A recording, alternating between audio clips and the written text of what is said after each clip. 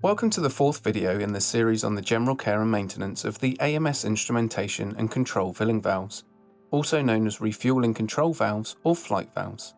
This video shows how to take the valve apart and put it back together without damaging any of the components. This valve has been designed to allow customers to self-maintain to minimise cost of ownership and increase its time in service. However, it should only be taken apart by a competent and trained person for the purpose of annual checks or maintenance and repairs, as taking it apart incorrectly can damage the product.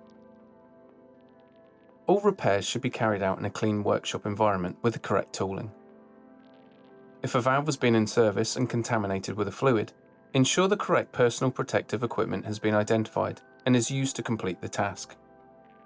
Holding the RCV body in place vertically, using a special purpose rounded off circlip removal tool, remove the circlip retaining the base cap, being careful not to nick or damage the anodizing of the valve components. When the circlip has been fully removed, hold the base cap and gently ease away from the body and carefully place the base cap onto a clean working area. Do not pull the base cap from the body using the pivot arm, float arm or float, as this will damage the product. Remove the spring from the RCV body. Remove the valve head assembly out from the valve body by pushing the valve head from the flange face side towards the rear of the body and place on a clean surface. Refurbishment of the valve head assembly is covered in the fifth video of the series.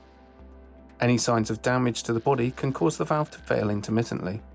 It is recommended that the valve head seals are replaced annually or sooner if signs of fatigue or damage are evident. Inspect all the removed components, and once repairs have been carried out or they have been deemed fit for duty by a competent professional, then the valve can be reassembled. Using silicone grease, apply a thin film around the internal bore of the valve body.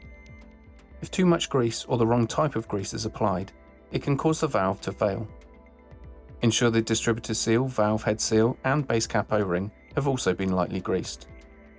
For the grease, we use a water and food industry grade silicone grease, specifically designed for lubricating seals and O-rings. Fit the valve head back into the valve body, ensuring it is the correct way around, and push it until the valve head seal is seated in position. You can check this by looking through the fill holes. The spring is fitted by putting one end of the spring groove into the valve head. It's important to ensure this stays in place for the valve to work correctly. Making sure you only handle it by its body, pick up the base cap and make sure the locating pin is in position and aligned with the slot on the RCV body. Put the base cap body onto the other end of the spring, ensuring it's fully in the spring groove of the base cap and valve head.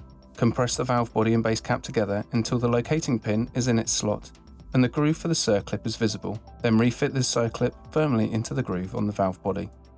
Inspect the valve body to make sure it's correctly assembled and matches the correct valve drawing. If you have an inspection rig, offer it up against this to confirm the dimensions are correct, and then complete the functional check shown in the third video of this series. Thanks for watching. More information on our product range and maintenance can be found on our website, or contact us via sales@ams-IAC.com.